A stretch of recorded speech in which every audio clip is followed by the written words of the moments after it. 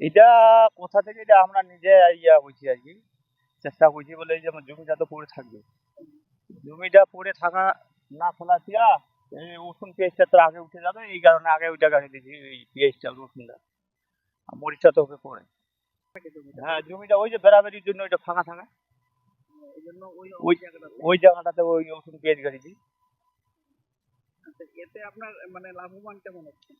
লাভবান মানে গতবার তো মরিচের দাম ভালো হয়েছিল, পেঁয়াজ রসুনের দাম পাওয়া গেছে। এবার তো পেঁয়াজেরও তো দাম নাই, মরিচেরও দাম নেই। না, এখন পেঁয়াজ চলেছে তো 28 টাকা 29 টাকা কেজি, মরিচ যতটা চলেছে 6,000 টাকা মন, শুকনা মরিচ, মরিচটা, কাঁচা মরিচ তো আরো দাম কম। কাঁচা মরিচটাকে কাঁচা মরিচ বর্তমানে বাজারে 30 টাকা কেজি, কাঁচা মরিচ কত কেজি 30 টাকা। বিক্রি করেন নাই? না না, মরিচটা আপনার শুকায় পাকায় পাকায় শুকায় বিক্রি করি, শুকনা।